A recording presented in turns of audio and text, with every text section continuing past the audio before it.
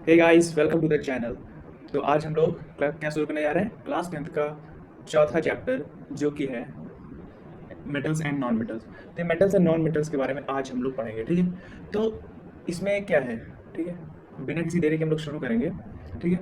तो इस चैप्टर में है क्या, तो बेसिकली हम लोग ने क्या क्या पढ़ा है, मेटल्स के बारे में जानते हैं, नॉन मेटल्स के बारे में पहले हम लोग सुन चुके हैं। तो उसी को हम लोग थोड़ा डिटेल में आज हम लोग देखेंगे कि आखिर मेटल्स एंड नॉन मेटल्स क्या है, ठीक है।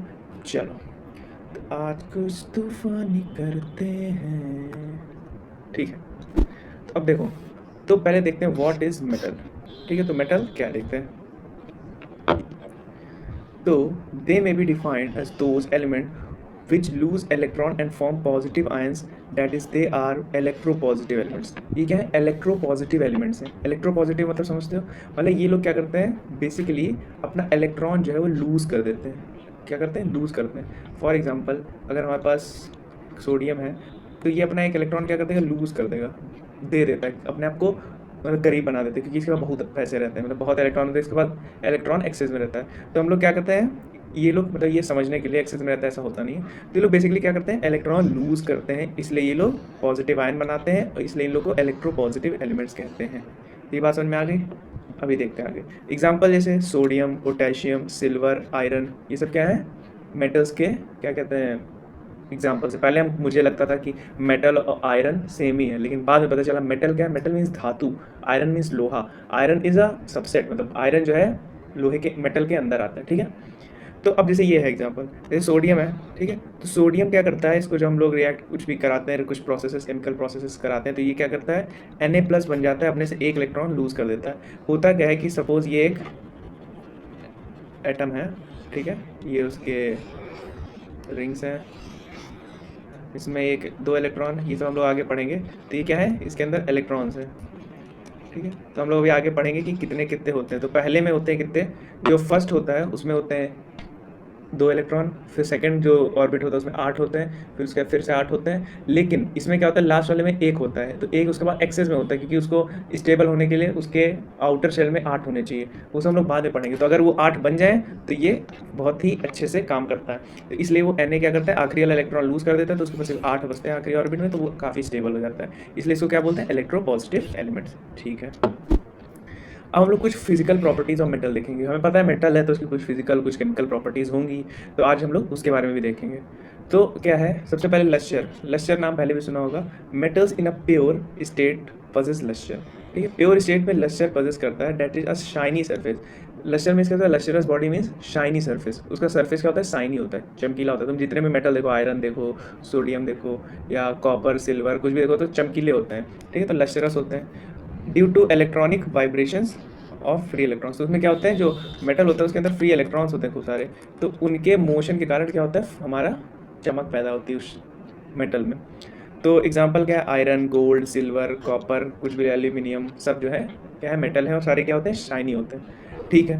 अब फिजिकल स्टेट के metal are generally solid at room temperature as atoms are tightly packed, ठीक है। तो एटम काफ़ी टाइटली पैक्ड होते हैं, इसलिए क्या होता है कि जो हमारे मेटल होते हैं जनरली सॉलिड होते हैं। तुमने आज तक, मतलब एक आध एक्सेप्शन अभी जो तुमने हाथ में नहीं लिया होगा कभी, लेकिन जो तुमने देखे होंगे, जैसे आयरन देखा होगा, ठीक है, एल्यूमिनियम, कॉपर, गोल्ड, सिल्वर, ये सब देखा हो, सारे कैसे होते हैं, सॉलिड होते हैं कि नहीं होते हैं? बिल्कुल सही, सॉलिड होते हैं। क्यों होते हैं? क्योंकि उनके एटम्स टाइटली पैक्ड होते हैं, उनके एटम्स टाइटली पैक्ड होते हैं, ठीक है। अब एग्जाम्पल क्या है, आयरन, कॉपर, वही एग्जाम्पल सबका सेम ही। जब हम लोग मेटल्स की बात करें तो उसमें हम लोग इन्हीं का बात करेंगे, आयरन, कॉपर की बात करेंगे। अब कुछ एक्सेप्शंस भी हैं, क्या कुछ एक्सेप्शंस हैं जो कि वैसे नहीं होते, जैसे लिथियम, सोडियम, पोटेशियम भी काफ़ी सॉफ्ट होते हैं, मतलब सॉलिड फॉर्म में तो रहते हैं लेकिन काफ़ी सॉफ्ट होते हैं, मतलब उनको ऐसे ऐसे मारोगे तो फिर वो बिखर जाते हैं, टूट जाते हैं। वहीं अगर तुम बात करो मरकरी की, तो मरकरी तो भैया लिक्विड ही होता है, सॉल मतलब मरकरी जो है वो रूम स्टेट, मतलब रूम टेम्परेचर में भी सॉलिड लिक्विड ही रहता है। तुमने कभी पुराना वाला थर्मोमीटर देखा होगा जिसमें से राइस होता है, कोई लिक्विड होता है, तो वो लिक्विड कौन सा होता है पता है? जी, वही होता है जो तुम सोच रहे हो, मरकरी होता है, वो लिक्विड मरकरी होता है। तो मरकरी क्या होता है, लिक्विड होता है। सोडियम, पोटेशियम और जो लिथियम होते हैं वो क्या होते हैं, थोड़े सॉफ्ट होते हैं, सॉफ्ट होते हैं। वही आयरन, कॉपर ये काफ़ी हार्ड होते हैं, तुमने हाथ में लिया होगा जब कभी तो देखा होगा, काफ़ी मजबूत होते हैं। फिर क्या होता है, ये लोग मेलेबल होते हैं। Malleable means they can be beaten in the thin sheets, ठीक है। थिन शीट्स में हम लोग इनको पीट सकते हैं, एकदम मतलब पतली पतली चादरें बना सकते हैं इनको, ठीक है, पतले पतले एकदम लेयर्स में इनको बना सकते हैं। नॉन मेटल्स के साथ ऐसा नहीं कर सकते हैं, ठीक है। तो एग्जांपल भाई आयरन, सिल्वर, गोल्ड। अब तुमने देखा होगा बहुत सारे जो घरों में पुराने बक्से वक्से रखे रहते थे तो पतली पतली शीटों के वो बने रहते थे, या फिर और भी बहुत सारे एग्जाम्पल्स हैं जिससे दिखता है, ठीक है। जैसे गोल्ड है, गोल्ड का यूज़ करते हैं हम लोग ज्वेलरीज में, तो उसमें पतली पतले हम लोग ऐसे कान के झुमके या जो भी चेन वेन बनती है तो उसमें पतले पतले हम लोग उसको पतला पतला बना देते हैं। इतना ज़्यादा पतला हो गया। एक्सेप्शन, अब जिंक, जिंक जो होता है वो नहीं बनाया जा सकता। तो केमिस्ट्री है तो वहाँ एक्सेप्शंस कंपलसरी है, मतलब बिना एक्सेप्शंस के केमिस्ट्री नहीं हो सकती है, ठीक है। तो मेलेबिलिटी समझ में आ गई कि उनको क्या कह सकते हैं, चादरों में पतली पतली शीट्स में हम लोग बना सकते हैं। फिर देखते हैं डक्टिलिटी। डक्टिलिटी कहता है they can be drawn into wires. Wires में हम लोग इनको बना सकते हैं, डक्टाइल मतलब एकदम पतले वायर्स में। देखो इसीलिए जो हमारे घरों में तारे होती हैं जो भी हैं वो किस में होते हैं, वो मेटल्स की बनी होती है, जैसे iron, sorry iron gas, copper और एल्युमिनियम की बेसिकली होती है सबसे ज़्यादा, क्योंकि वो उनकी कंडक्टिविटी अच्छी होती है और साथ ही साथ वो थिन वायर्स में बनाए जा सकते हैं। Example aluminium, copper. लेकिन एक्सेप्शन जिंक जो है, जिंक को नहीं बना सकते। जिंक को हम लोग पतले वायर्स उसमें नहीं बना सकते हैं, मेलेबल नहीं होता है वो, ना डक्टाइल होता है। अब मेल्टिंग और बॉइलिंग पॉइंट, अब सिंपल सी बात है मेल्टिंग और बॉइलिंग पॉइंट हाई होगा, क्योंकि जब वो टाइटली पैक्ड रहते हैं, टाइटली पैक्ड है तो सिंपल सी बात है उनको पिघलाना थोड़ा मुश्किल होगा, तो इसलिए they have generally high melting and boiling point. तो मेल्टिंग और बॉइलिंग पॉइंट हाई होता है। एग्जाम्पल बेरिलियम, जिसका मेल्टिंग पॉइंट क्या है, 1287, सोच सकते हो 1287। मतलब हम लोग यहाँ जनरली जो हाईएस्ट टेम्परेचर जाएगा 45 के आसपास तक जाता है, और ये कितने पे गलता है, 1287 पे। और अगर इसको बॉयल करना है, बॉयल मतलब समझते हो, मतलब उबाल देना है, तो उसके लिए 2472 डिग्री सेल्सियस का टेम्परेचर चाहिए होगा, ठीक है। Exception sodium, potassium, mercury, gallium, caesium, ये सब क्या है, एक्सेप्शन है। इन लोग का मेल्टिंग पॉइंट काफ़ी कम होता है। मरकरी, गैलियम, सीजियम ये सब तो तीनों लिक्विड स्टेट में ही रहते हैं तीनों, तो ये याद कर लेना कि जो मरकरी, गैलियम, सीजियम ये लिक्विड स्टेट पे रहते हैं, ठीक है, रूम टेम्परेचर पे भी। अब थर्मल कंडक्टिविटी, थर्मल कंडक्टिविटी क्या होता है, मतलब वो लोग कितने अच्छे से हीट, थर्मल मीन्स क्या होता है, थर्मल मीन्स हीट, तो कितने अच्छे से हीट कंडक्ट कर सकते हैं वो चीज़ होती है। तो यहाँ पे क्या है, they are good conductors of heat, मतलब अच्छे कंडक्टर होते हैं, हीट को अच्छा कंडक्ट करते हैं ये लोग। क्योंकि क्यों करते हैं, क्योंकि इनके अंदर फ्री आयंस होते हैं, ठीक है, तो वो हीट कंडक्ट कराने में, इलेक्ट्रिसिटी कंडक्ट कराने में काफ़ी मदद करते हैं। एग्जाम्पल क्या है, आयरन एंड कॉपर। और भी है, मतलब आयरन, कॉपर, जितना तुम मेटल देखोगे लगभग सभी है, एक आधे एक्सेप्शन मिलेंगे जैसे मरकरी, लेड, ये क्या होते हैं, थर्मल कंडक्टर नहीं होते हैं अच्छे, ठीक है, बात समझ में आ गई। फिर क्या है, electrical conductivity, they are good conductor of electricity due to presence of free electron. भाई फ्री इलेक्ट्रॉन्स होते हैं तो क्या करते हैं, जैसे मान लो एक कंडक्टर है कोई, वो है तो इसके अंदर फ्री इलेक्ट्रॉन्स होते हैं, तो इलेक्ट्रॉन्स को पास होने में आसानी होती है इधर से उधर, ठीक है। तो क्या रीज़न है, due to presence of free electron, free electron के प्रेजेंट होने के कारण कंडक्टिविटी, इलेक्ट्रिकल कंडक्टिविटी अच्छी होती है। वही example aluminium, copper, silver. Basically हम लोग सबसे ज़्यादा तारों में क्या यूज़ करते हैं, एल्युमिनियम और कॉपर। अब बहुत लोग पूछते हैं सिल्वर क्यों नहीं करते, अरे भाई सिल्वर महंगा होता है, बाकी सबसे बेस्ट कंडक्टर अगर बोला जाए तो सिल्वर ही बेस्ट कंडक्टर होता है, सिल्वर, इसकी कंडक्टिविटी सबसे अच्छी होती है। सोनैरिटी, सोनैरिटी मीन्स क्या होता है कि the produce sound on striking hard surface, hard surface पे जाने पे क्या बहुत तेज साउंड करते हैं। घर में कभी लड़ाई वड़ाई होती है तो बर्तन जब फेंके जाते हैं तो आवाज़ आती है ना, या फिर घर पे जा रहे हैं एकदम टन से, क्या करते हैं, हमारे हाथ से भगोना छूट गया तो आवाज़ आती कि नहीं आती, तो क्या है वो सब, क्या है सोनैरिटी की, ये सब मेटल की प्रॉपर्टीज़ है, ठीक है, बढ़िया। वही एग्जांपल आयरन, गोल्ड, और भी हैं, मतलब जो भी तुम कर लो। फिर अब देखते हैं स्ट्रेंथ, स्ट्रेंथ क्या होती है, मतलब कितने मजबूत हैं उनका, क्या क्या है, तो दे हैव हाई टेंसाइल स्ट्रेंथ। जब सिंपल बात है सॉलिड हैं, उनकी melting point, boiling point high है, तो स्ट्रेंथ भी अच्छी होगी उनकी, ठीक है। जैसे एग्जांपल, सब में एग्जांपल तो सेम ही रहेगा लगभग, सिर्फ हमें एक्सेप्शन याद करना। एक्सेप्शन भी तीन ही बेसिकली है, सोडियम, पोटेशियम, मरकरी कहीं कहीं आ जाता है, तो ये सब क्या है, मरकरी भी जैसे एग्जांपल है, सीजियम, गैलियम, सिंपल से आता है, ये लोग तो लिक्विड रहते हैं तो स्ट्रेंथ की बात ही खत्म यहाँ पे, ठीक है। Density, they have high density due to close packing, तो क्या क्लोजली पैक होते हैं काफ़ी टाइट टाइट, इसलिए इनके क्या कहते हैं, जो डेंसिटी होती है काफ़ी हाई। तो डेंसिटी क्या होता है, मास अपॉन वॉल्यूम, तो इनका जो है मास काफ़ी ज़्यादा होता है पर यूनिट वॉल्यूम, मतलब एक यूनिट वॉल्यूम में काफ़ी ज़्यादा मास होता है, इसलिए डेंसिटी बहुत ज़्यादा होती है। एग्जाम्पल वही लिथियम, सोडियम। एक्सेप्शन में क्या आता है, sodium, potassium, mercury, gallium, caesium, या सोडियम नहीं होगा क्योंकि जब सोडियम एक्सेप्शन है तो यहाँ नहीं होगा, कुछ भी और आयरन वायरन कुछ भी डाल लो, ठीक है। तो sodium, potassium, mercury, gallium, caesium, ये सब क्या एक्सेप्शन है, क्योंकि ये सिंपल सी बात है, ये तीनों तो लिक्विड ही रहते हैं, तो लिक्विड की तो वैसे भी डेंसिटी कम होती है। फिर सोडियम, पोटेशियम क्या होता है, काफ़ी ब्रिटल होते हैं। ब्रिटल मीन्स होता है उनका ऐसे हल्का सा हथौड़ा मार दो, कुछ भी ऐसे कर दो तो टूट जाते हैं, बिखर जाते हैं, ठीक है।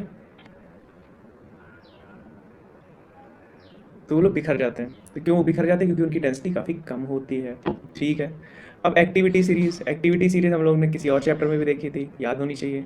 Arrangement of metals in decreasing order of reactivity from top to bottom is called reactivity series या एक्टिविटी सीरीज, जो कि हम लोग ने पहले चैप्टर में पढ़ा था।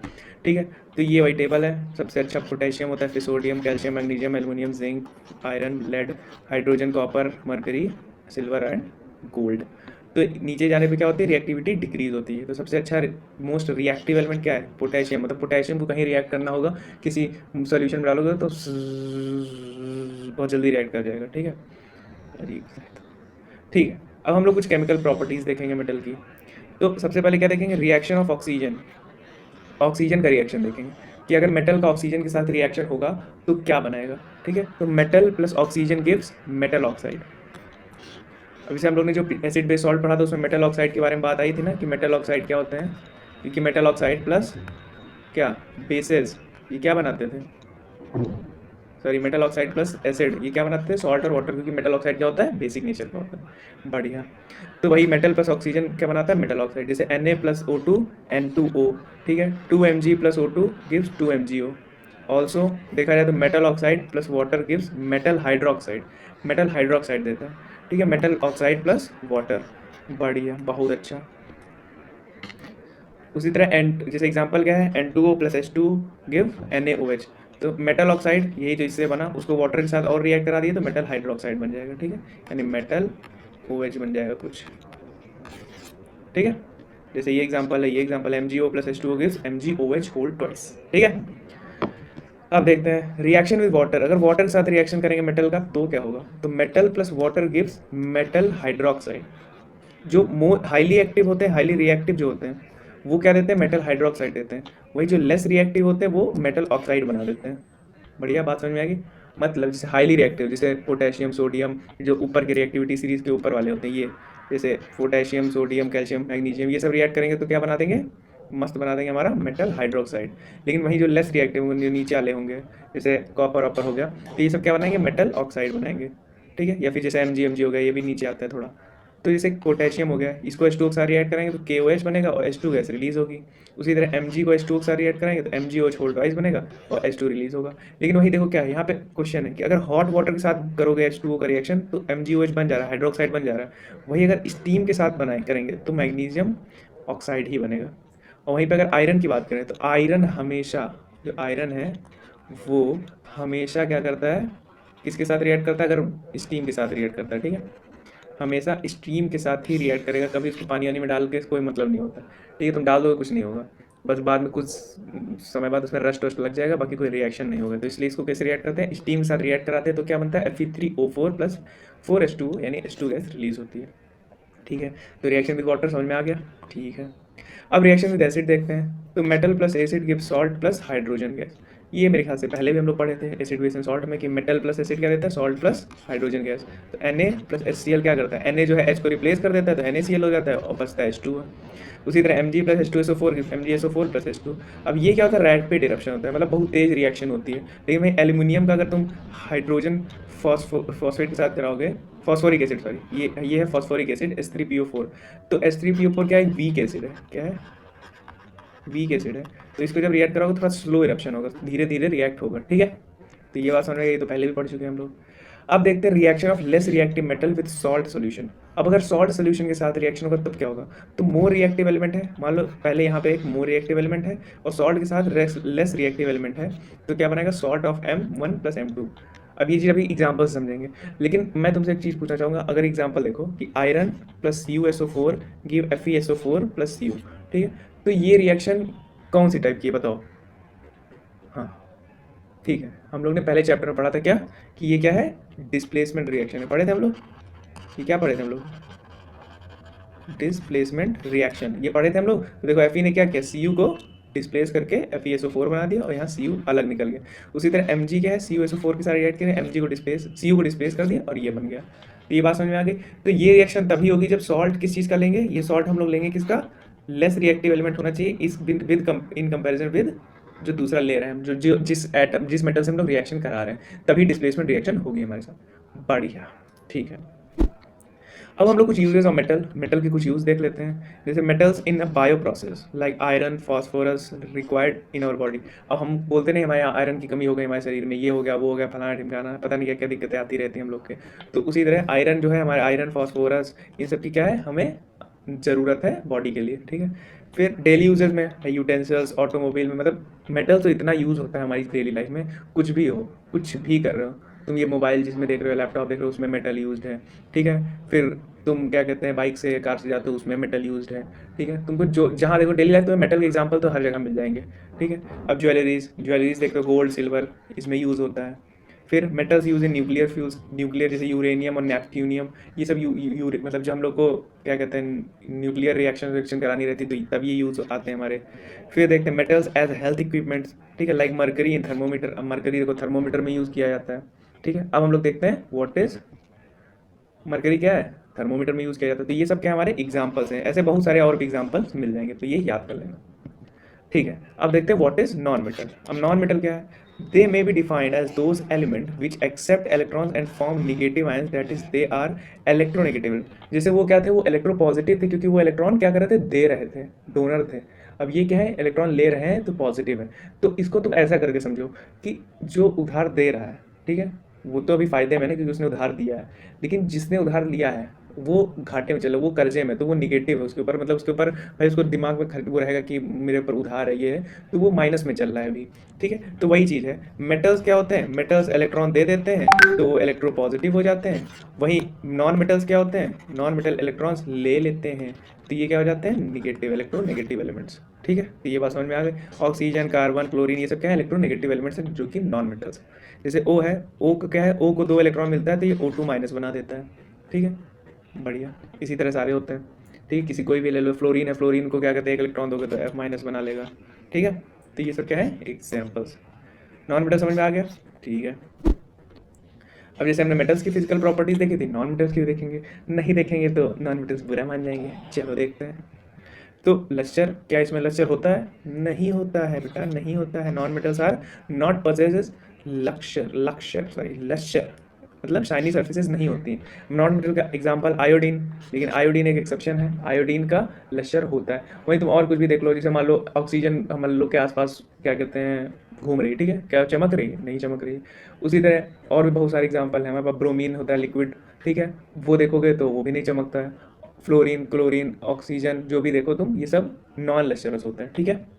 फिजिकल स्टेट कैसा होता है, तो मेटल ऐसे हैं जो सॉलिड लिक्विड गैस सब में होते हैं, ठीक है। रूम टेम्परेचर में तुम्हें सॉलिड भी मिल जाएगा, लिक्विड भी मिल जाएंगे और गैसेस भी मिल जाएंगे। जैसे कार्बन, ग्रेफाइट देखा होगा, जो हमारा जो ग्रेफाइट जानते हो ना, ग्रीस व्रीस होता है, फिर जो पेंसिल के नोक में होता है, तो वो सब क्या होता है, कार्बन, वो सॉलिड में होता है। वहीं ब्रोमीन एक लिक्विड होता है, ठीक है, रूम टेम्परेचर पे। फिर ऑक्सीजन को देख लो तो वो गैस हो जाता है, बस बढ़िया। तो ये तीनों फॉर्म में पाए जाते हैं non metals. Malleability, they are not malleable, मतलब इन लोग को पीट पीट के शीट नहीं बनाई जा सकती। तो डक्टाइल भी नहीं होते हैं, दोनों चीज़ नहीं होते हैं लोग, बढ़िया। अब देखते हैं हार्डनेस। हार्डनेस क्या होगा, तो भाई सिंपल सी बात है, अब ये लोग टाइट नहीं है, इनके स्ट्रेंथ नहीं उतनी, तो ये लोग सॉफ्ट होते हैं जनरली, लेकिन कुछ एक्सेप्शन है, और इतना बड़ा एक्सेप्शन है कि हम क्या ही बताएं। डायमंड बाबू, डायमंड जो है किससे बनता है पता है, डायमंड बनता है कार्बन से, और कार्बन क्या है, नॉन मेटल है। तो नॉन मेटल ही एक ऐसा एक्सेप्शन है ये डायमंड, जो कि क्या है, हार्ड होता है, और इतना ज़्यादा हार्ड होता है कि मेटल वेटल को भी पीछे छोड़ दिया, ठीक है। फिर देखते हैं melting point and boiling point, they have generally low melting and boiling point. तो सिंपल बात, गैस वैसे वो तो पहले से बॉयल रहते हैं, उनको क्या ही बॉयल करोगे, तो ऐसे ही सारे नॉन मेटल लगभग बहुत ही लो मेल्टिंग और बॉइलिंग पॉइंट होता है। लेकिन अब एक्सेप्शन भी है, जैसे डायमंड हो गया तो ये सब थोड़े से हाई मेल्टिंग पॉइंट के, थोड़े ज़्यादा हाई मेल्टिंग पॉइंट के। तो थर्मल कंडक्टिविटी देख लेते हैं, तो they are not a good conductor of heat, heat के अच्छे कंडक्टर नहीं होते हैं, सब नहीं होते हैं, सब तो नहीं होते हैं, एक आध एक्सेप्शन जैसे डायमंड और ग्रेफाइट, तो ये लोग अच्छे कंडक्टर होते हैं किसके, हाँ जी बिल्कुल एकदम सही बोले, ये लोग अच्छे कंडक्टर होते हैं किसके, हीट के। तुमने देखा होगा डायमंड अगर कभी छुआ होगा, डायमंड जैसे घर में रखा हो कहीं, देखो उठा के, तो उसको जब थोड़ी देर रखो धूप में तो गर्म हो जाता है, ठीक है। उसी तरह ग्रेफाइट है, वो भी गुड कंडक्टर होता है, ठीक है। अब और देखोगे, जैसे इलेक्ट्रिकल कंडक्टिविटी कैसी है, they are bad conductor of electricity due to absence of free electric, क्योंकि इनके पास फ्री इलेक्ट्रॉन्स तो होता नहीं, तो ये लोग बैड कंडक्टर्स होते हैं। लेकिन अगर एक्सेप्शन देखो तो ग्रेफाइट एक ऐसा है जो कि कंडक्ट करता है इलेक्ट्रिसिटी, और इतना बढ़िया कंडक्ट करता है कि हम लोग इसको बैटरीज और सेल में यूज़ करते हैं, कभी तुमने अगर बचपन में सेल वेल जो छोटा वाला सेल आता है उसको खोलो तो अंदर ब्लैक कलर का रॉड निकलता है, वो ग्रेफाइट ही होता है, ठीक है। बढ़िया। सोनोरिटी, अब सिंपल सी बात है, जब मेलेबल नहीं है वो नहीं है तो अब जैसे तुम ऑक्सीजन एटमॉस्फेयर से पटको तो आवाज़ तो आती नहीं है, ठीक है, तो ऐसा नहीं होता है, ठीक है, तो ये लोग नहीं होते हैं, सोनोरिटी उनके में नहीं होती। स्ट्रेंथ भी नहीं होता है, एक साथ एग्जाम्पल वही एक्सेप्शन वाला याद कर लो, बट डायमंड एक एक्सेप्शन है जो ये सब रखता है कि हाँ स्ट्रेंथ है, डेंसिटी भी उसकी अच्छी है, लेकिन उसकी डेंसिटी अच्छी है, हार्डनेस है उसमें, ठीक है, बाकी सब में नहीं होता है, ठीक है, बढ़िया। अब देखते हैं कुछ chemical properties of non metal. अब केमिकल प्रॉपर्टीज बिना देखे तो हम आगे बढ़ नहीं सकते। तो रिएक्शन ऑफ ऑक्सीजन, तो रिएक्शन के साथ ऑक्सीजन करेगा तो क्या होगा, आई मीन ऑक्सीजन के साथ रिएक्शन करेगा नॉन मेटल्स तो क्या होगा, तो non metals plus oxygen gives non metal oxide. तो ये नॉन मेटल ऑक्साइड देते हैं, जैसे वो metal plus oxygen metal oxide, तो non metal plus oxygen non metal oxide. जैसे C plus O2 gives CO2, P4 phosphorus plus 5O2 give P2O5, ठीक है। तो यही है हमारा metal oxide, non metal oxide, ठीक है, बस वही metal plus oxygen metal oxide, non metal plus oxygen non metal oxide. अब non metal oxide are acidic in nature, ये बात हम लोगों ने पहले ही डिस्कवर कर रखी है यार, ये लोग अभी बता रहे हैं हमको, हम लोगों ने पहले ही पता कर रखा है कि नॉन मेटल क्या होता है, एसिडिक होते हैं, और मेटल ऑक्साइड क्या होते हैं, वो बेसिक होते हैं। रिएक्शन विद वाटर, वाटर से रिएक्शन कराओगे, generally non metals do not react with water, generally non metal जो है वाटर से रिएक्शन नहीं करता है, ठीक है। अब जनरली क्या कहते हैं, non metal do not react with dilute acid, भी एसिड के साथ भी रिएक्ट नहीं करते हैं, ठीक है, तो एसिड के साथ भी नहीं रिएक्ट करते हैं। लेकिन reaction of less reactive element, reaction of less reactive metal with salt solution, अब अगर लेस रिएक्टिव मेटल है उसको सॉल्ट सोल्यूशन के साथ करेंगे तो क्या होगा, देखो क्या होगा, अब more reactive less reactive non metal, यहाँ पे क्या होगा, नॉन मेटल होगा, नॉन मेटल की बात कर रहे हैं, तो टाइपिंग अगर ऐसे करेंगे तो कैसे चलेगा, वैसे मैंने किया।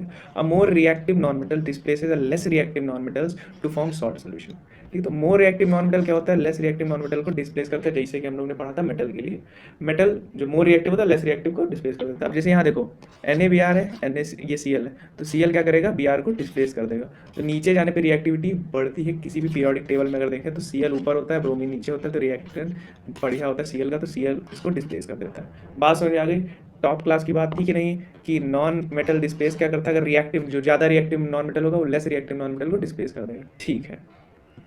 अब आगे देखते हैं, अब जैसे हमने उसके यूजेस देखे थे तो उसके यूजेस भी देखना बनता है, आओ देखते हैं।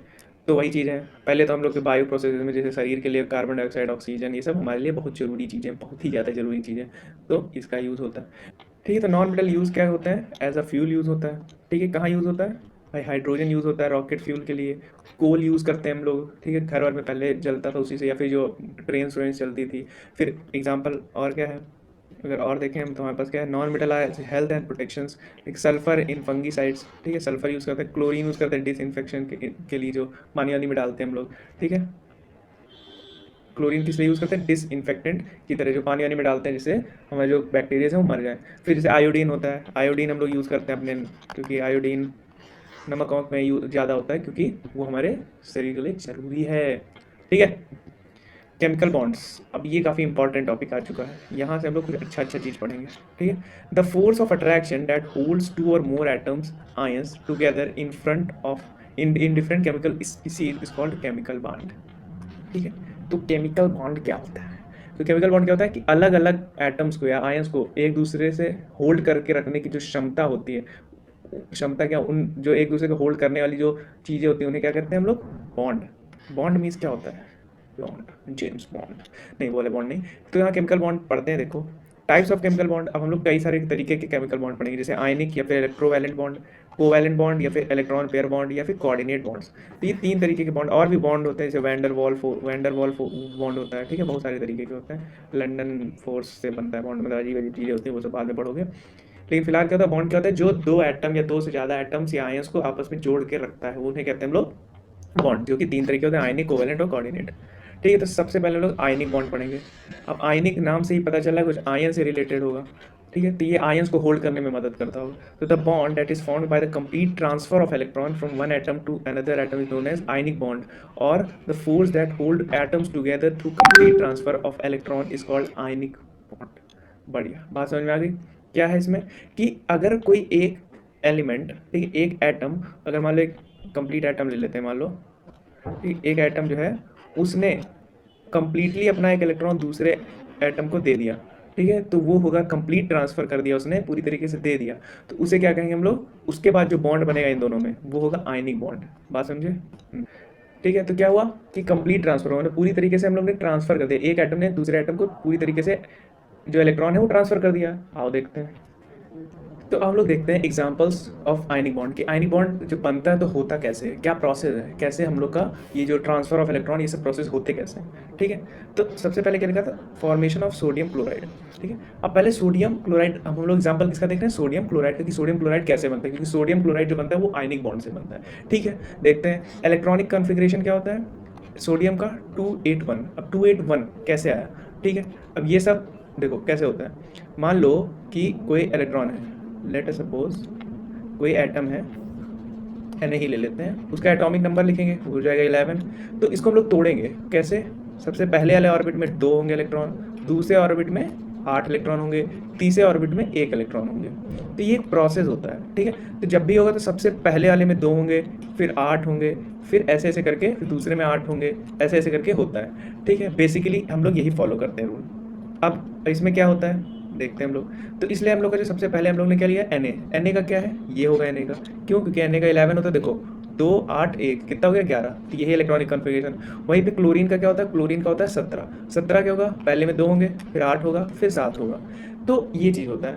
फिर अब आता है प्रोसेस, अब जो हम लोग की जो बातें आती हैं वो आती है कि ये आखिर आयनिक बॉन्ड ये फिर ट्रांसफ़र क्यों होता है, ऐसा रीज़न क्या है। तो इसका रीज़न ये है कि जो हमारे एटम्स होते हैं उनको स्टेबिलिटी पसंद है। क्या पसंद है, किसी को भी हमारे जीवन में हमें क्या पसंद है कि जितना हम स्टेबल हों। ठीक है, स्टेबिलिटी पसंद है। तो हम लोग स्टेबल कैसे बनेंगे, तुम सोचो कि हम लोग स्टेबल कैसे हो सकते हैं। देखो इन लोग का स्टेबल होने का तरीका है कि या तो इनका जो आउटर मोस्ट सेल है, क्या आउटर मोस्ट जो सेल होता है उसका इलेक्ट्रॉनिक कॉन्फ़िगरेशन, जो आउटर मोस्ट सेल का जो कॉन्फ़िगरेशन होता है उसमें या तो ड्यूप्लेट, ठीक है, तो या तो ऑक्टेट पूरा हो जाए, यानी कि जो लास्ट जो सेल होगा उनका लास्ट सेल उसमें या तो 2 इलेक्ट्रॉन हो, 2 उनका होता है सिर्फ 2 किसके लिए, ये सिर्फ वैलिड किसके लिए, हाइड्रोजन और हीलियम के लिए सिर्फ, बस बाकी सबके लिए ऑक्टेट रूल चलता है। तो ऑक्टेट मतलब होता है कि जो लास्ट हमारा रिंग है, जो लास्ट शेल है उसमें क्या हो 8 इलेक्ट्रॉन प्रेजेंट होने चाहिए, तो वो क्या होते हैं स्टेबल बन जाते हैं इससे।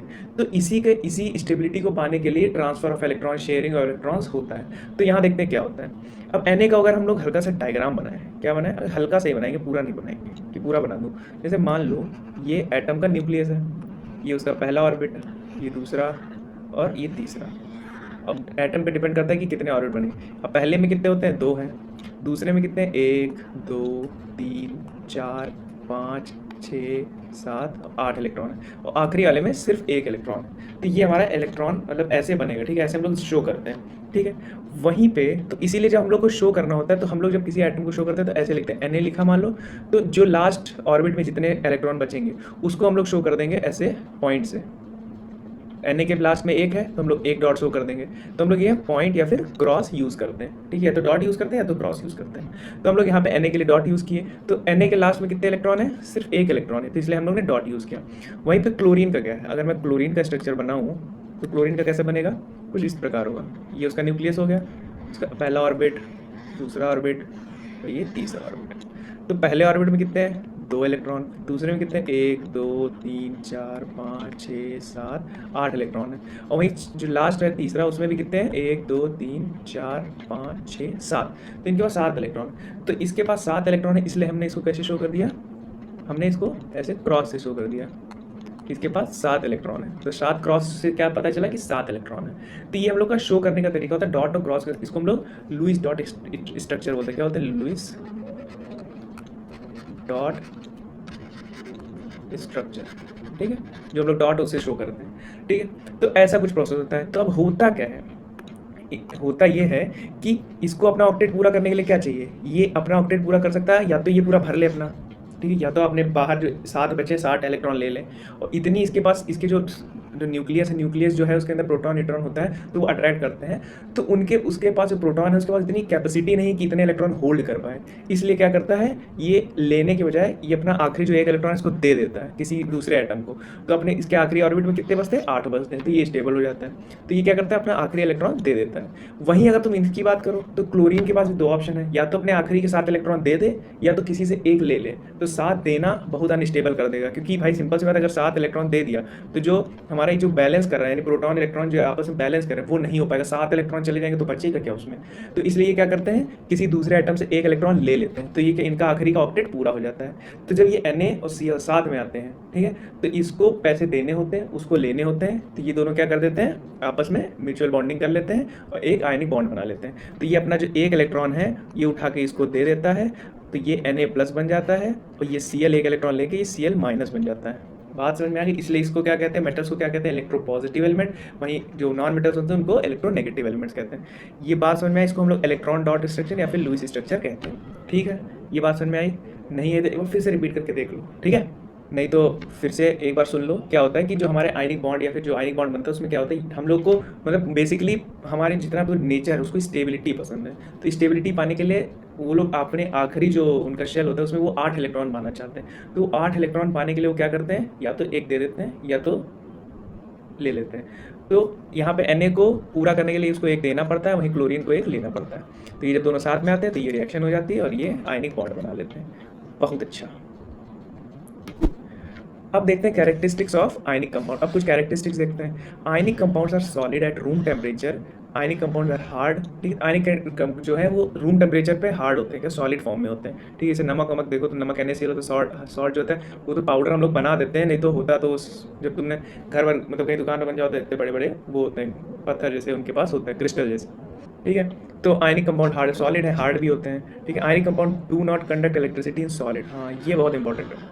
जो आयनिक कंपाउंड होते हैं वो सॉलिड में इलेक्ट्रिसिटी नहीं कंडक्ट करते हैं, लेकिन वहीं जब कंडक्ट करते हैं मॉल्टन स्टेट में, या तो एक्वस सोल्यूशन या तो मॉल्टन स्टेट में।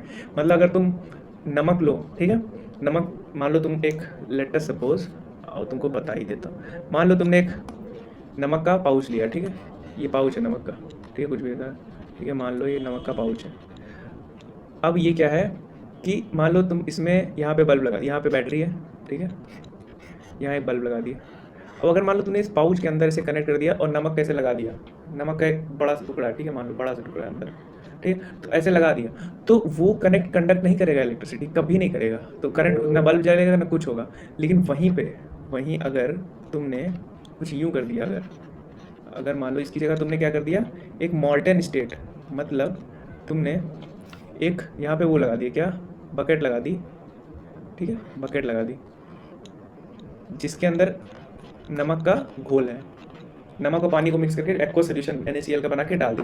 अब ये इलेक्ट्रिसिटी कंडक्ट करने लगेगा। ठीक है, ये बात समझ में आई। यानी सॉलिड स्टेट में इलेक्ट्रिसिटी नहीं कंडक्ट करता है क्या, आयनिक कंपाउंड, लेकिन वहीं अगर मॉल्टन स्टेट या एक्वस सोल्यूशन होगा तो वो कंडक्ट करेगा, क्योंकि वो आयंस में टूट जाते हैं। ठीक है, बढ़िया। अब देखते हैं, they have high melting point and boiling point. तो high melting point and boiling point होते हैं, क्योंकि सॉलिड होते हैं, तो जो सबसे मजबूत बॉन्ड होता है वो आयनिक बॉन्ड होता है, तो इसको तोड़ने में थोड़ा मुश्किल आती है। NaCl का देखो मेल्टिंग पॉइंट 1074 केल्विन है, वहीं बॉइलिंग पॉइंट 1786 केल्विन है। ठीक है, ionic compound are generally soluble in water. तो ionic compound generally soluble in water, तब NaCl का एग्जांपल ले लो, पानी में घोल लो, मस्त ना पानी बन जाता है। ठीक है, अब ओर्स के बारे में हम लोग पढ़ेंगे। क्या ओर्स के बारे में, ओर क्या होते हैं, तेरी ओर वाला ओर नहीं होता। The minerals from which the metals can be conveniently and economically extracted are known as ore. ठीक है, तो पहले तो हम जानते हैं ओर क्या होता है। ओर क्या होता है, हम लोग जो ओर होता है खदान होती है, वहाँ से हम लोग मेटल एक्सट्रैक्ट करते हैं, निकालते हैं, लेकिन कैसे, इकोनॉमिकली। ठीक है, इकोनॉमिकली अगर एक्सट्रैक्ट करते हैं तो उसे हम लोग ओर कहते हैं। ठीक है, तो जैसे ओर्स क्या होते हैं, जैसे हेमेटाइट, लाइमस्टोन, जिप्सम, गैलिना, तो ये होते हैं रॉ मटेरियल होते हैं, ये रॉ फॉर्म में ऐसे निकलते हैं। कैसे, हम लोग मान लो कहीं खोदे, कहीं कुछ किए, तो वहाँ से ये Fe2O3, CaCO3, Ca2CO3, CaSO4.2H2O, lead sulphide, ये सब ऐसे रॉ फॉर्म में निकलता है। उसके बाद में हम लोग कुछ ट्रीटमेंट्स करते हैं जिससे हम लोग आयरन को अलग करते हैं, कैल्शियम को अलग करते हैं, लेड को अलग करते हैं। तो इसके तरीके होते हैं, वो तरीके हम लोग आगे पढ़ेंगे। बढ़िया, ठीक है। तो extraction of pure metal is from their respective ores and refining them to use is known as metallurgy. क्या है ये मेटलर्जी? क्या है मेटलर्जी? मतलब होता है कि जो ओर से प्रॉपर तरीके से निकाल के फिर उनको रिफाइन करके प्योरीफाई करके जो हम लोग मेटल वेटल जो यूज़ करने लायक हम लोग जब बनाते हैं तो उस प्रोसेस को कहते हैं मेटलर्जी। तो तुम्हें मालूम है कि तुम इस चीज़ को पढ़ सकते हो, पता है? तो मेटलर्जी पूरी एक ब्रांच है। मतलब अगर तुम बीटेक करना चाहो तो तुम मेटलर्जी से पूरी एक स्ट्रीम है, पूरी मेटलर्जी एंड मटेरियल साइंस एक ब्रांच है पूरी, ठीक है, बीटेक के लिए। ठीक है, तो मस्त पढ़ो वढ़ो, अगर करना हो तो कर सकते हो। ठीक है, अब और देखते हैं। अब और को कैसे डिफाइन कैसे होता है? तो और में क्या क्या होता है? सबसे पहले हम लोग कॉन्सेंट्रेट करते हैं और को एक जगह एकत्रित करते हैं सबको। मतलब जैसे पहले हम लोग ढूंढते हैं कि कहाँ पे सबसे ज़्यादा ये और पाया जाता है, फिर पहले और निकाल लेते हैं, फिर सबको एक जगह इकट्ठा कर लेते हैं और फिर उनके प्रोसेसेस होते हैं। क्या क्या प्रोसेस होते हैं? देखो, 3 तरीके के मेटल होते हैं। Metal with of high reactivity, या तो हाई रिएक्टिविटी वाले मेटल सोडियम पोटेशियम, या फिर मीडियम रिएक्टिविटी वाले ये से एमजी एल्यूमिनियम एल्यूमिनियम, फिर आते हैं लो रिएक्टिविटी से कॉपर गोल्ड सिल्वर, ये सब आते हैं। तो ये 3 तरीके को, तो तीनों को अलग अलग तरीके से हम लोग क्या करते हैं? रिफाइन करते हैं। तो पहले आओ मेटल्स ऑफ हाई रिएक्टिविटी देखते हैं। तो इनका क्या प्रोसेस है? हम लोग इसको इलेक्ट्रोलिसिस प्रोसेस से मोल्टेन स्टेट में करके फिर प्योर स्टेट में लाते हैं। क्या करते हैं हम लोग? जैसे मान लो NaCl है, तो NaCl को क्या करते हैं हम लोग? डाल देते हैं मोल्टेन स्टेट में, फिर उसमें से इलेक्ट्रिसिटी पास करते हैं तो NaCl अलग अलग हो जाता है, फिर Na हम लोग निकाल लेते हैं। तो ये सिर्फ एग्जाम्पल था, ऐसे ही हम लोग क्या करते हैं? तोड़ते हैं। समझ में आया? तो उसमें क्या लगता है? इलेक्ट्रोलिसिस प्रोसेस लगता है हाई रिएक्टिविटी वाले मेटल्स में। अब अगर हम पढ़ें मेटल ऑफ मीडियम रिएक्टिविटी, तो मीडियम रिएक्टिविटी वाले में क्या होगा? उसके 2 प्रोसेस है, या तो वो कार्बोनेट और होगा या तो सल्फाइड और होगा। ठीक है, या तो कार्बोनेट और होगा, या तो CO3 वाले और होंगे, या तो सल्फाइड वाला और होगा। ठीक है, तो उसके लिए क्या करते हैं? कार्बोनेट और के लिए कैल्शिनेशन प्रोसेस होता है, सल्फाइड और के लिए रोस्टिंग प्रोसेस। तो इसको याद करने का क्या तरीका है? कार्बोनेट C से शुरू होता है, उसी से होता है कैल्सिनेशन, और दूसरा वाला क्या है? सल्फाइड, तो रोस्टिंग। बस दूसरा वाला 2 तो याद है, कैल्सिनेशन और रोस्टिंग, ये बहुत ही इंपॉर्टेंट है। मतलब इसको याद कर लेना कि सल्फाइड के लिए क्या होता है, कार्बोनेट के लिए पक्का आ सकता है ये। ठीक है, बाई चांस अगर कॉम्पिटिटिव एग्जाम की तैयारी करोगे NTSC की, तो उसमें तो आएगा ही आएगा। फिर जब ये दोनों प्रोसेस होने के बाद जब हम लोग और निकल आते हैं, तो अब हम लोग के पास ऑक्साइड ऑफ मेटल बचता है। ठीक है, क्या होता है? मान लो लिखा हमारे पास है यहाँ पे कोई मेटल, मान लो कैल्शियम कार्बोनेट या कुछ भी है, तो उसको कैल्सिनेशन प्रोसेस करते हैं तो कैल्शियम ऑक्साइड मान लो बना। अब उस कैल्शियम ऑक्साइड को हम लोग क्या किए? उसको फिर हम लोग वहाँ से मेटल निकालेंगे, रिडक्शन ऑफ मेटल, वहाँ से मेटल निकाले। अब फिर क्या करेंगे? हम लोग मेटल को और प्यूरीफाई करेंगे, जो मेटल में गंदगी होगी उसको साफ करके और प्यूरीफाई करेंगे। उसी तरह रोस्टिंग में मान लो लेड सल्फाइड है, ठीक है, तो उसको रोस्ट करेंगे। रोस्टिंग करके जो प्रोसेस होगा लेड ऑक्साइड बनेगा, उसके बाद क्या होगा? लेड बनेगा, फिर लेड को हम लोग और प्यूरीफाई करेंगे। तो ये कुछ ऐसा प्रोसेस होता है। बात समझे? हाँ, समझ गए? लग तो रहा है समझ गए कि मेटल ऑफ हाई रिएक्टिविटी के लिए क्या करते हैं? Electrolysis process. मीडियम रिएक्टिविटी वालों के लिए, जो कि सबसे ज़्यादा पाए जाते हैं, तो उसके लिए क्या होता है? कार्बोनेट और होगा या तो सल्फाइड और होगा। कार्बोनेट के लिए कैल्सिनेशन लगाते हैं, सल्फाइड के लिए रोस्टिंग करते हैं। और रोस्टिंग और कैल्सिनेशन होने के बाद दोनों का प्रोसेस सेम होता है, oxidation of metal, reduction of metal, purification of metal. ठीक है, अब देखते हैं मेटल विद लो रिएक्टिविटी। तो लो रिएक्टिविटी वालों का क्या करते हैं हम लोग? लो रिएक्टिविटी वालों क्या करते हैं? जैसे मान लो सल्फाइड हो रहा है कोई, ठीक है, अब सल्फाइड हो रहा है, उसको रोस्टिंग करेंगे, फिर मेटल और फिर रिफाइन कर देंगे। तो लो रिएक्टिविटी के लिए सिर्फ रोस्टिंग ही एक प्रोसेस है। ठीक है, उसके लिए ना इलेक्ट्रोलिसिस लगा सकते हैं ना कैल्सिनेशन, क्योंकि जो लो रिएक्टिविटी वाले होंगे उनका सल्फाइड और ही मिलता है और कोई और मिलता ही नहीं। बात समझ में आ गई? इसका स्क्रीनशॉट ले लो, चाहे जो मस्त इसको याद कर लेना अच्छे से। अब बढ़ते हैं आगे। अब एक एक चीज़ डिटेल में देखते हैं कि कैल्सिनेशन क्या होता है। In this process, the ore is heated in absence of air or limited supply of air strongly below its fusion temperature. ठीक है, तो इसमें क्या करते हैं हम लोग? क्या करते हैं, जो हमें धातु मिली है, जो हमें सब्सटेंस मिला है, जैसे जिंक सल कार्बोनेट मिला है, तो इसको हम लोग हीट करते हैं। कितना? बिना एयर के। ठीक है, एब्सेंस ऑफ एयर, मतलब एयर उसमें से मतलब ऑक्सीजन निकाल लेते हैं, वैक्यूम में उसको हीट करते हैं। समझ रहे हो? कैल्सिनेशन क्या होता है? ये बिना एयर के होता है। ठीक है, ये बस दोनों में डिफरेंस यही है, सिर्फ यही डिफरेंस है, एब्सेंस ऑफ एयर। भाई यही एक डिफरेंस है कैल्सिनेशन और रोस्टिंग में। एब्सेंस ऑफ एयर में हम लोग रोस्ट करते हैं, रोस्ट कह रहे हैं रोस्ट ही करते हैं, स्ट्रांगली हीट करते हैं, लेकिन इतना करते हैं कि उसको मेल्ट ना हो, वो सब्सटेंस मेल्ट ना हो, उससे कम ही हीट देते हैं। मान लो मेल्टिंग पॉइंट है 1293, तो इसको हम लोग 1000 तक मान लो हीट देंगे कि वो खाली स्ट्रांगली हीट करे, मेल्ट ना कर जाए पूरा। तो हीट करेंगे तो ये क्या बन जाता है? जिंक ऑक्साइड बन जाता है। जिंक ऑक्साइड बनने के बाद क्या होता है? और कार्बन डाइऑक्साइड निकल जाता है, तो ये प्रोसेस हो जाती है कैल्सिनेशन। अब जिंक ऑक्साइड को लेके हम लोग रिडक्शन करते हैं। रिडक्शन किससे करते हैं? कार्बन से। तो इसमें कार्बन डालेंगे तो कार्बन इसके साथ रिएक्ट करके जिंक अलग हो जाएगा, कार्बन ऑक्साइड अलग मिल जाएगी, तो हमें जिंक का प्योर फॉर्म मिल जाएगा। बात समझे? कैल्सिनेशन क्या होता है? बेसिकली क्या होता है कैल्सिनेशन? क्या होता है? हम लोग किसी भी जो सब्सटेंस हमें मिलता है, रॉ मटेरियल जो और मिलता है, उसको हम लोग स्ट्रांगली हीट करते हैं इन एब्सेंस ऑफ एयर। ठीक है। एब्सेंस ऑफ एयर में हम लोग उसको हीट करते हैं और फिर हमें क्या मिलता है, ऑक्साइड मिलता है। उस ऑक्साइड का हम लोग रिडक्शन करते हैं कार्बन का यूज़ करके, फिर हमें प्योर फॉर्म मिल जाती है। ये हो गया कैल्सिनेशन। अब देखते हैं रोस्टिंग क्या होता है। रोस्टिंग क्या होता है, in this method ore is heated in presence of excess of oxygen. उसमें ऑक्सीजन नहीं देना पड़ता है, लेकिन इसमें एक्सेस ऑफ ऑक्सीजन देना पड़ता है, ठीक है। तो जिंक सल्फाइड को लिए तो 3O2, सिंपल सी बात है कि हमें कुल मिला के बात ये होती है कि हमें इसको बनाना होता है मेटल ऑक्साइड। तो जो ये वाला प्रोसेस होता है इसमें पहले से ऑक्सीजन होता है, तो इसमें हम लोग को देना नहीं पड़ता है, अपने आप जिंक ऑक्साइड बन जाता है। लेकिन यहाँ पे ये सल्फाइड हो रहा है, तो इसको जिंक हमको इसको ऑक्साइड बनाने के लिए ऑक्सीजन देना पड़ता है, इसलिए इसको एक्सेस ऑफ एयर में या एक्सेस ऑफ ऑक्सीजन में हम लोग हीट करते हैं। हीट करने के बाद जिंक ऑक्साइड बनता है, गैस कोई निकलेगी, SO2 कुछ भी निकल सकती है, SO2 ही निकलेगी क्योंकि सल्फाइड और है। फिर हम लोग ऑक्साइड लेंगे, जिंक ऑक्साइड, उसको कार्बन के साथ रिड्यूस करेंगे, रिडक्शन के बाद फिर से हमें क्या मिल जाएगा, प्योर मेटल मिल जाएगा। बात समझे? हाँ समझ गए। कैल्सिनेशन क्या होता है, ठीक है, एब्सेंस ऑफ एयर में हीट करते हैं। रोस्टिंग होता है एक्सेस ऑफ एयर में हीट करते हैं। बहुत अच्छा। अब हम लोग आगे देखते हैं। तो अब हम लोग देखेंगे रिडक्शन ऑफ ऑक्सीजन, ठीक है। तो रिडक्शन ऑफ ऑक्साइड क्या होता है, जो हम लोग ऑक्साइड जो मेटल ऑक्साइड बना उसको रिड्यूस करते हैं हम लोग, रिडक्शन प्रोसेस पढ़े थे, तो उसके कई सारे मेथड होते हैं। तो अब हम लोग उस मेथड्स को पढ़ेंगे। तो पहला होता है स्मेल्टिंग। स्मेल्टिंग क्या होता है, रिडक्शन ऑफ कार्बन। तो हम लोग कार्बन का यूज करके रिडक्शन करते हैं। In this process the roasted or calcined ore is mixed with suitable quantity of coal or coke or charcoal which act as reducing agent and is heated to a high temperature above its melting point, ठीक है। समझ गए। मतलब smelting क्या होता है कि मान लो हमने कोई ऑक्साइड लिया, ठीक है, लेड ऑक्साइड मिला हमें, इसको हम लोग क्या करेंगे, कार्बन कोक के साथ रिएक्ट करवाएंगे। रिएक्ट कराने के बाद ये रिड्यूस हो जाएगा लेड और कार्बन डाइऑक्साइड। तो क्या होता है, जो कार्बन है यहाँ पे क्या एक्ट कर रहा है, रिड्यूसिंग एजेंट। तो ये रिड्यूसिंग एजेंट की तरह एक्ट कर रहा है। तो देखो ये ऑक्सीजन लीव कर रहा है, ये कार्बन ले रहा है, तो ये क्या हो जाएगा, रिड्यूसिंग एजेंट की तरह एक्ट कर रहा है, क्योंकि ये कार्बन को यहाँ से हटा रहा है, ठीक है, सॉरी ऑक्सीजन को यहाँ से रिमूव कर रहा है। तो ये रिड्यूसिंग एजेंट की तरह एक्ट कर रहा है और रिड्यूस करके क्या बना देगा, हमें लेड बना देगा। और इसको हीट कैसे करेंगे, high temperature above its melting point, मतलब मेल्टिंग पॉइंट के ऊपर यहाँ पे हम लोग हीट करेंगे।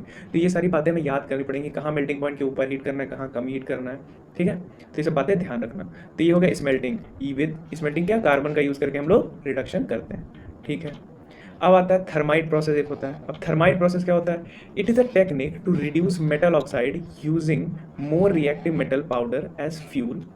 Aluminium, magnesium, titanium are some metal which are used as a fuel in thermite process.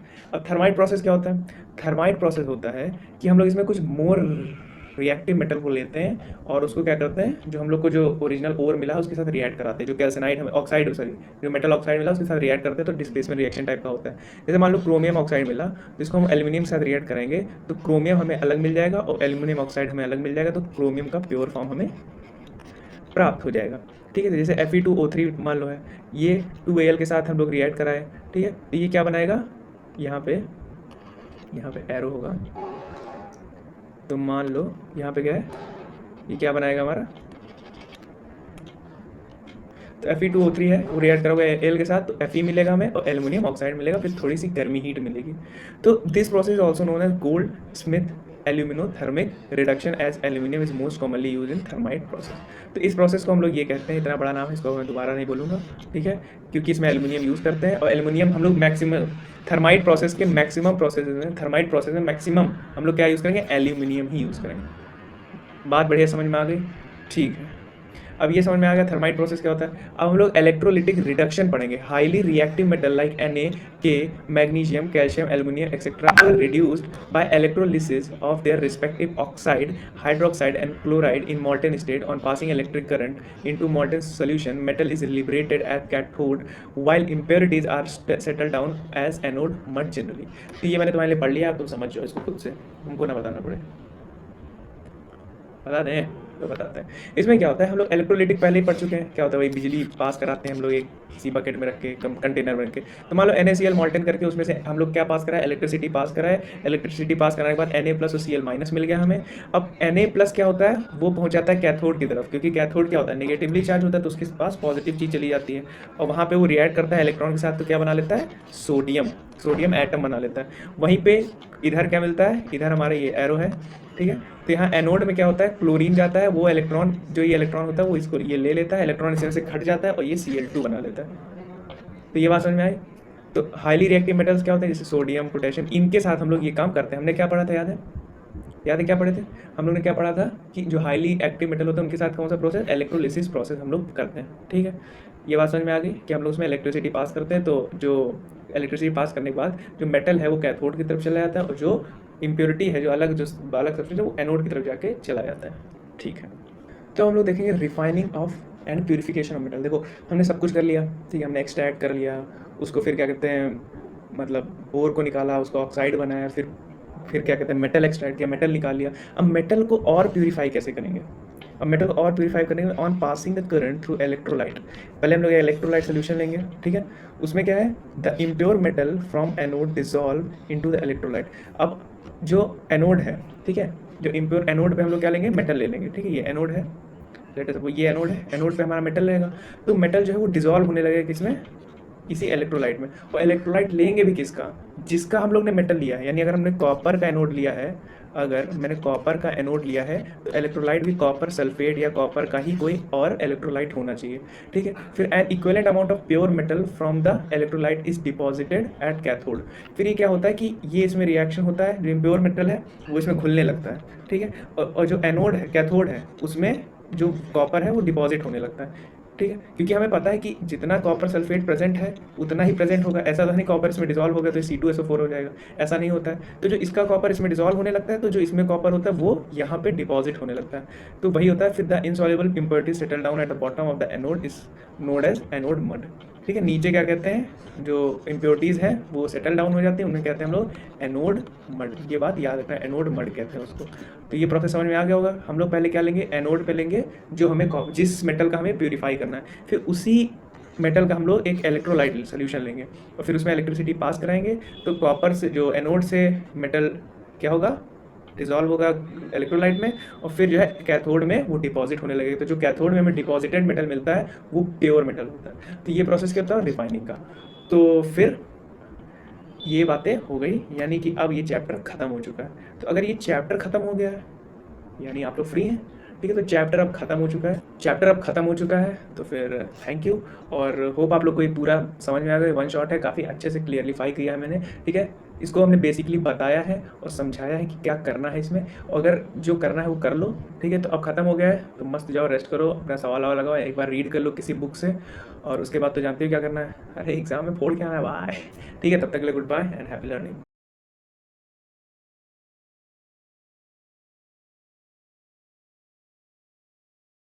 Non metal के साथ ऑक्सीजन, नॉन मेटल के साथ वाटर नहीं, नॉन मेटल लेक्स